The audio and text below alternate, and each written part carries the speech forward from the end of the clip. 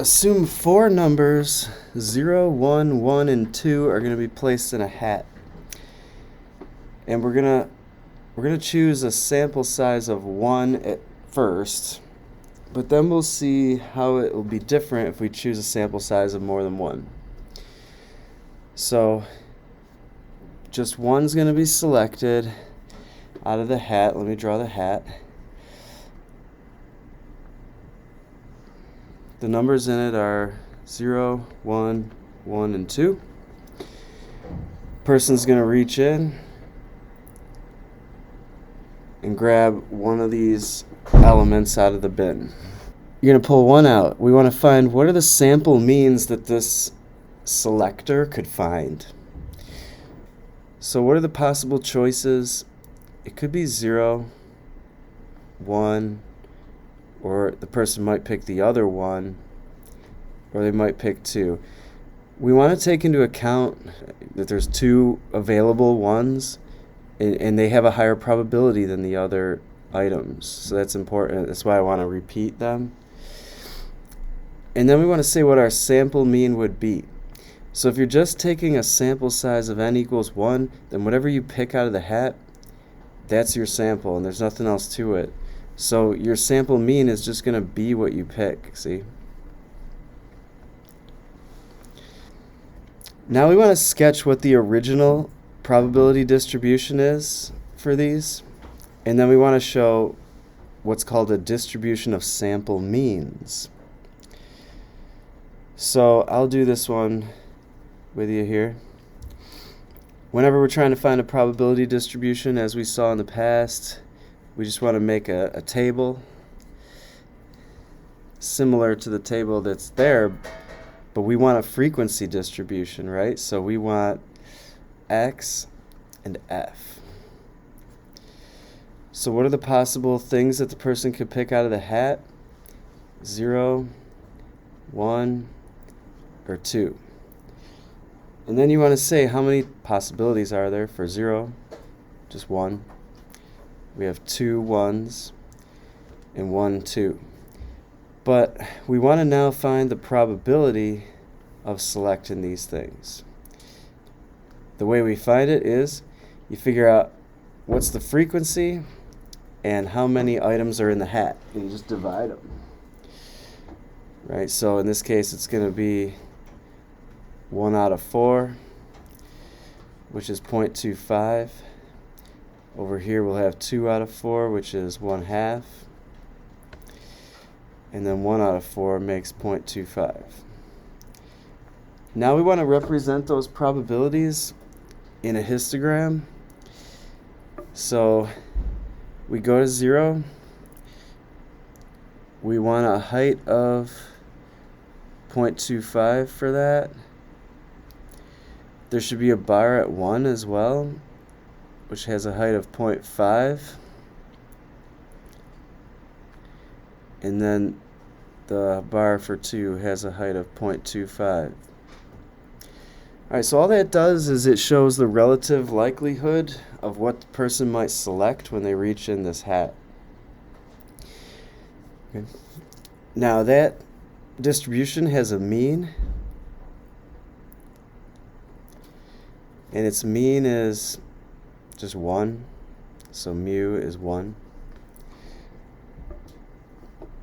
And it has a standard deviation as well.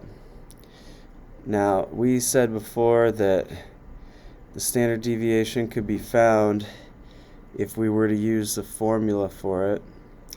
It'd be just a little bit faster here to just use calculators, so that's what I'm going to do.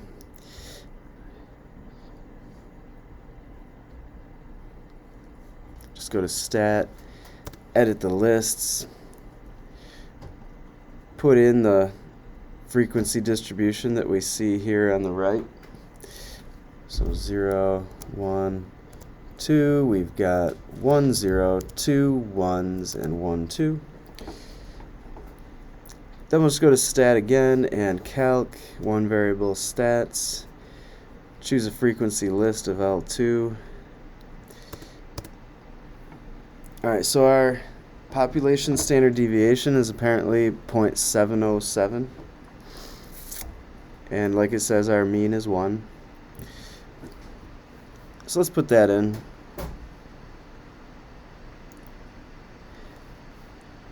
Okay. Now we want to sketch what is called the distribution of sample means, which is not always the same as the original distribution of your population, but in this case it is. All right, so what are the different sample means we could get for this experiment? Well, like it says right here, these are the possible sample means. You could get 0, 1, or 2. Their frequencies would be the same as the original distribution, and their probabilities would be the same as well. And so here, the distribution of sample means, it looks just like the original distribution.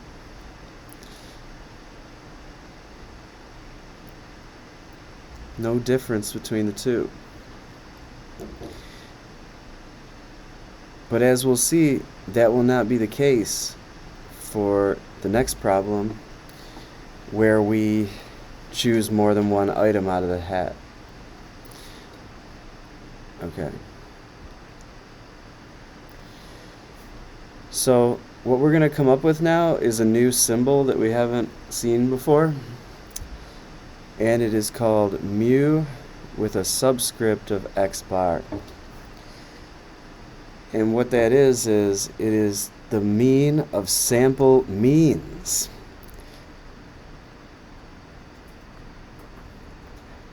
That may sound redundant, but it's not, because it's not just the mean of your original distribution. It's not just the mean of these guys. It's the mean of x bar. Alright, so what's it going to be? Of course, it's just going to be the same as the original distribution. It's going to be 1. The mean of the sample means is just equal to the original mean. The distribution of sample means has a standard deviation that is equal to the original standard deviation divided by the square root of n. So what is the original standard deviation? 0.707. We'll divide by the square root of 1. So as we can see, in this particular case, the standard deviation of the sample means is going to be the same as it was for the original distribution. Alright, so you can see those formulas down here. And with n equals 1, how does the distribution of sample means compare to the original? They are the same.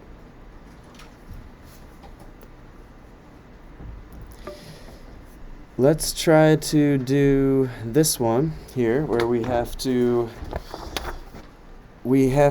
choose more than one item out of the hat. Now in this particular experiment, we're gonna choose them with replacement. So you reach in, you grab one, you put it back, and then you reach in and you grab another one. Now we want all possibilities on the left, so you might pick 0 for your first choice. And since it's with replacement, you might pick 0 again for the next choice. And you might reach in and pick 0 the first time, but get a 1 the second time. We want to keep track of all possibilities, so there's a possibility you could get the other 1. Or maybe you get the 2. Those are 4 different possibilities that could happen. If we did a tree for it, it would look like this.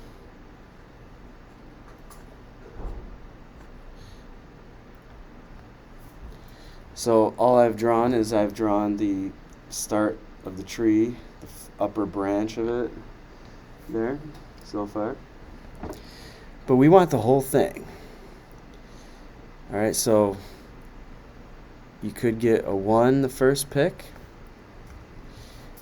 and then after that you might get 0.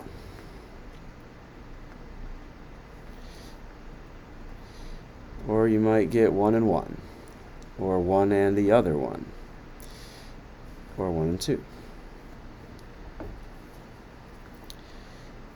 All right, so far I've got these outcomes identified. That's all I'm doing, is I'm just writing what the sample space would be.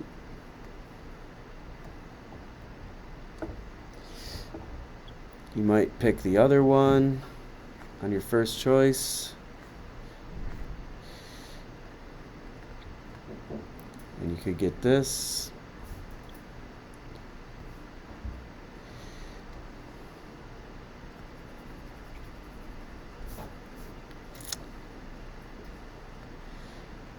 Or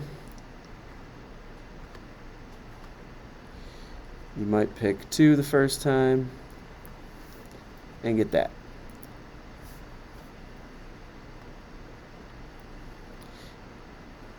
That is the entire sample space of this experiment.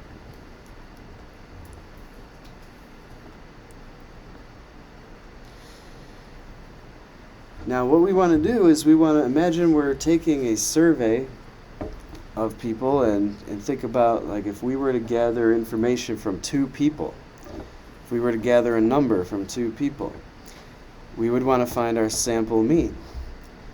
So our sample mean would be found by averaging the first and second choice. And so that's what we want to do here, is we want to come up with what's the average if our choices were 0 and 0.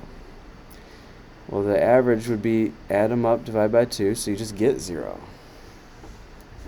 Right? If everybody in your survey says 0, then your sample mean is 0. But if one person says 0 and the other person says 1, then your average is 0.5.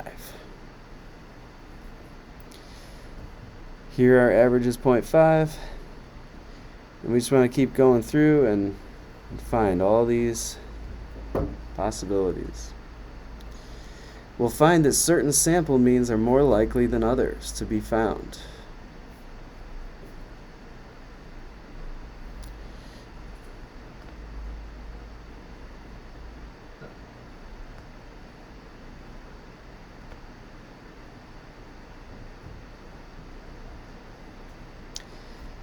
And now we want to just tabulate our results, and we want to draw what our results would be for a sample size of 2.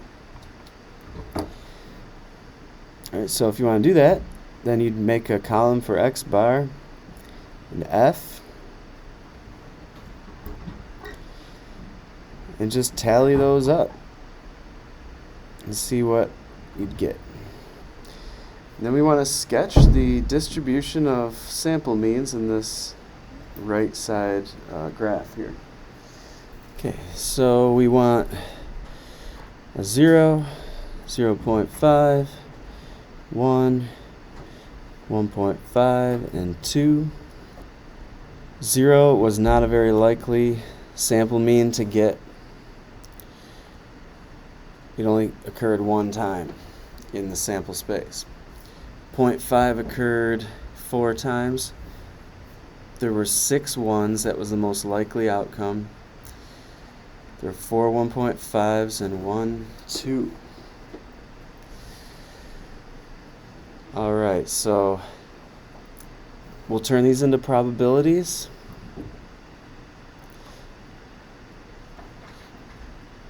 We'll just divide, so there's actually 16 outcomes in the sample space.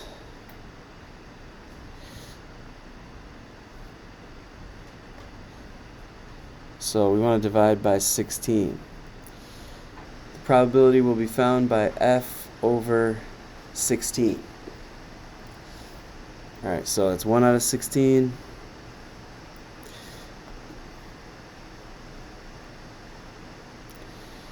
I think that's 0.0625.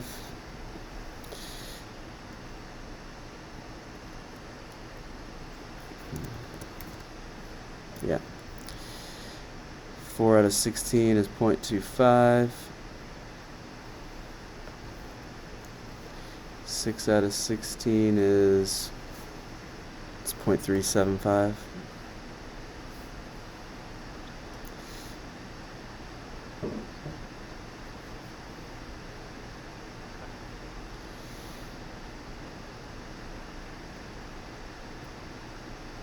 Okay. Alright, so those are our probabilities. We just want to sketch the distribution. So it's going to look different from before. We need a bar for 0, which has a small height. We need a bar for 0.5.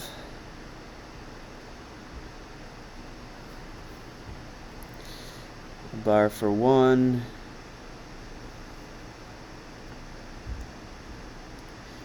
And then we'll have that and that. So a very different distribution from before. The original mean is still 1, and the standard deviation is 0.707. So we need the new mean, the mean of x bar, to equal the original mean, so that's going to be 1. But the standard deviation of the sample means is going to be now the original standard deviation over square root of n. And so this time, n is 2, it ends up being 0.5. This has a lot of implications for taking a sample from the real world. Okay, it means that the larger our sample size is, the narrower our distribution of sample means will be. And this is a mathematical reason why it's better to take a larger sample size versus a smaller one. Alright, so we'll see how that works in practice in a question in a minute. First of all, what type of distribution do we have? Now, should we assume that the distribution for n equals 2 will be approximately normal? No, there's certain conditions that have to be met to decide whether it's approximately normal. Let me show you what those are. Yeah, here's a table which tells us when we can consider our distribution of sample means approximately normal. If the original distribution is normal, then we just automatically assume that the shape of our sample means is also going to be normal. We don't have that case for our examples, keep in mind. If you look at our example,